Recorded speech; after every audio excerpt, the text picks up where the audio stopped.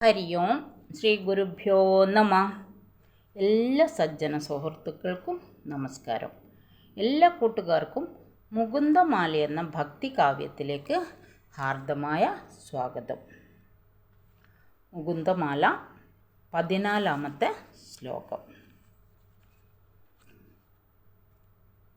തൃഷ്ണാതോയേ മദന പവനോ ധൂതമോഹോർമിജാലേ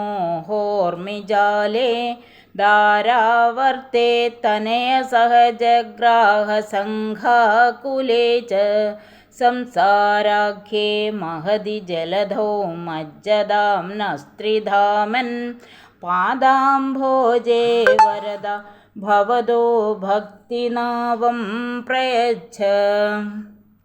ആഗ്രഹങ്ങളാകുന്ന വെള്ളത്തോടു കൂടിയതും കാമദേവനാകുന്ന വായുവിനാൽ ഇളക്കപ്പെട്ട മോഹങ്ങളാകുന്ന തിരമാലകളോട് കൂടിയതും, കാമദേവനാണ് ആഗ്രഹങ്ങളെ ഉണ്ടാക്കുക, ഭാര്യയാകുന്ന ചുഴിയോട് കൂടിയതും പുത്രന്മാരും സഹോദരന്മാരുമാകുന്ന മുതലകളെ കൊണ്ട് ഭയങ്കരമായിട്ടുള്ളതുമായ സംസാരമാകുന്ന ഈ വലിയ സമുദ്രത്തിൽ മുങ്ങുന്ന ഞങ്ങൾക്ക് അല്ലയോ വരങ്ങളെ ദാനം ചെയ്യുന്ന ഭഗവാനെ, അങ്ങയുടെ പാതാരവിന്ദങ്ങളിലുള്ള ഭക്തിയാകുന്ന തോണിയെ തന്നാലും.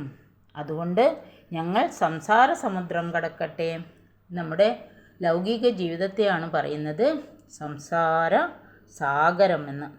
അവിടെ ആരുണ്ടാവും? ഭാര്യ ഉണ്ടാവും, കുട്ടികളുണ്ടാവും, പുത്രന്മാരുണ്ടാവും, സഹോദരന്മാരുണ്ടാവും. അങ്ങനെയുള്ളവരെ കൊണ്ട് നമ്മൾ ആകെ കഷ്ടപ്പെട്ട് ജീവിക്കുകയാണ്. അങ്ങനെയുള്ള അതിൽ നിന്ന് നമ്മൾക്കൊരു മോചനത്തിനായിക്കൊണ്ട് അങ്ങയുടെ പാദാരവിന്ദങ്ങളെ നമ്മൾ ആശ്രയിക്കുന്നു ഭഗവാനെ. ഭക്തിയാകുന്ന തോണിയെ തന്നാലും എന്ന് പറയുന്നു. സംസാരത്തിൽ കിടന്നു വിഷമിക്കുന്നവരുടെ പ്രാർത്ഥനയാണിത്. ഭഗവാന്റെ പാദാരവിന്ദങ്ങളിലുള്ള ഭക്തിയാകുന്ന തോണി കൊണ്ട് മാത്രമേ ഈ സംസാര സമുദ്രത്തെ തരണം ചെയ്യാൻ സാധിക്കുകയുള്ളൂ. ആ ഭക്തി ഉണ്ടാകുവാനും ഭഗവാന്റെ അനുഗ്രഹം തന്നെ വേണമെന്നർത്ഥം. ആ ഭക്തി ഉണ്ടായാൽ സംസാരത്തിൽ നിന്ന് രക്ഷപ്പെടുവാൻ എളുപ്പമാണ് എന്ന് അർത്ഥം. ഹരി ഓം ശ്രീ ഗുരുഭ്യോ നമ. ഹരി ഓം.